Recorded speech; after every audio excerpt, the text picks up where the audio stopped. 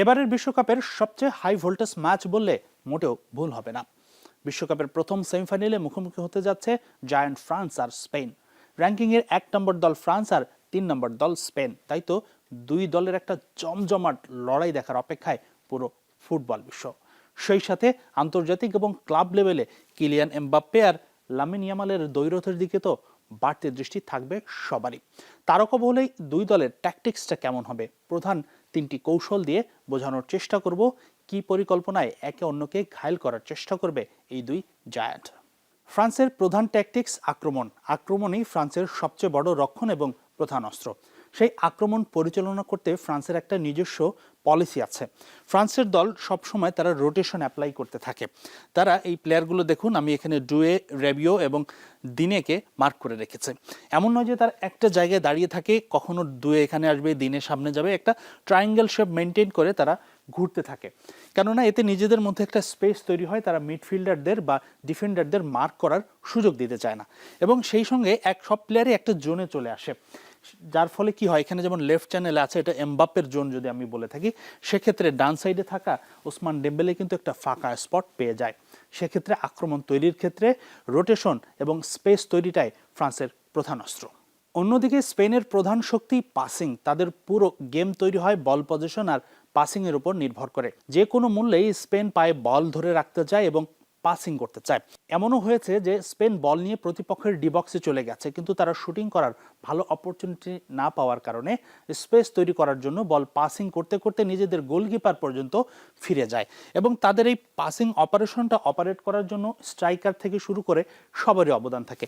এই যেমন দেখুন, এই সিকোয়েন্সটা যেখানে আছে, ডেনি ওমলো এই জায়গাটায়, তিনি নাম্বার 10 রোলে খেলেন, ফরওয়ার্ড লাইনের প্লেয়ার।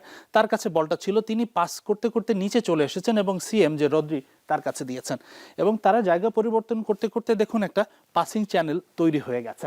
তো স্পেনের প্রধান পরিকল্পনায় বা প্রধান কৌশলী হয় পজিশন ধরে রাখা এবং পাসিং করতে করতে জায়গা ক্রিয়েট করা। ফ্রান্সের খেলার আরেকটা গুরুত্বপূর্ণ বৈশিষ্ট্য হচ্ছে কাউন্টার অ্যাটাক। তারা প্রতিপক্ষের কাছ থেকে যখন ট্রানজেকশনে বলটা আদায় করে নেয়, সেখান থেকে তারা দ্রুত কাউন্টার অ্যাটাক করতে পছন্দ করে। যেহেতু ওয়ার্ল্ডের one of the fastest footballer Kylian Mbappe আছে তাদের সঙ্গে, সেই সাথে ওলিসে ডেম্বেলেরাও খুব দ্রুত গতির, তাই তো তারা কাউন্টার অ্যাটাকে যায়। কিন্তু তাদের কাউন্টার অ্যাটাকের একটা বৈশিষ্ট্য আছে যা অন্য দলগুলোর চেয়ে বেশ আলাদা, চোখে পড়ার মতো। একটু খেয়াল করুন, সবশেষ মরক্কোর বিপক্ষে যে ম্যাচটা তারা খেলেছে, সেখানকার একটা চিত্র ধরে আপনাদের বোঝানোর চেষ্টা করব।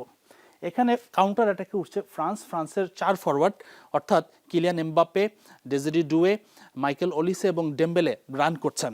এখন অপোজিটে মরক্কোর 6 জন ফুটবলার আছে।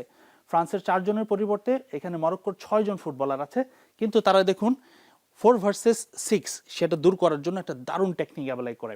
তারা জোড়ায় জোড়ায় রান করে, অর্থাৎ এই পাশে ওলিসে এবং ডেম্বেলে মার্ক করে নাম দেওয়া আছে, তারা রাইট চ্যানেলে দৌড়াচ্ছে, এবং এই পাশে ডেজিরি ডুও এবং এমবাপ্পে লেফট চ্যানেলে দৌড়াচ্ছে। সেক্ষেত্রে কি হচ্ছে, কি সুবিধা পাচ্ছে ফ্রান্স?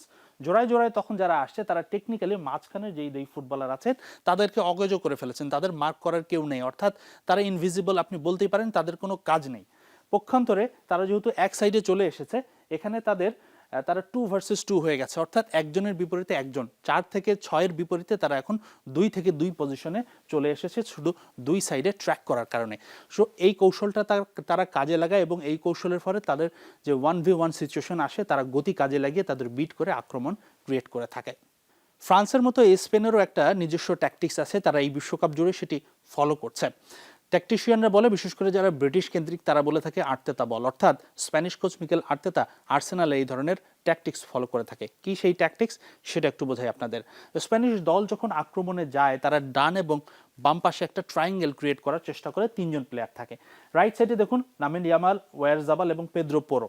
ঠিক লেফট সাইডে কুকুরেয়া, এবং সেখানে পেদ্রি ছিল এবং আরেকজন একটা ফুটবলার ছিল, তারা একটা ট্রায়াঙ্গেল মতো শেপ তৈরি করে। তারা যখনই অ্যাটাকে যায়, এ ধরনের একটা 2 সাইডে 2 ট্রায়াঙ্গেল তৈরি করার চেষ্টা করে, যেন তাদের পাসিং লেনটা সবসময় ওপেন থাকে।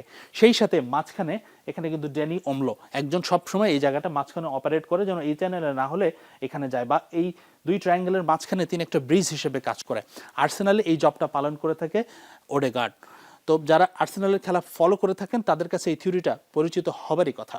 রক্ষণের ক্ষেত্রেও দুই দলের দুটা ইউনিক কৌশল আছে।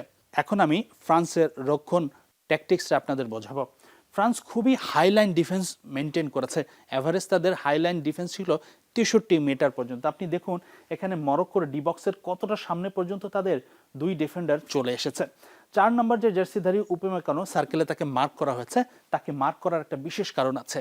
সালাইবা এই লাইনটাই মোটামুটি আরেক যে সেন্টার ব্যাক তিনি মেনটেন করেন, কিন্তু উপমেকানো একদম ডি বক্সের ভিতরে চলে যান এবং এতটা ঝুঁকি নেওয়ার মূল কারণ হচ্ছে উপমেকানোর স্পিড।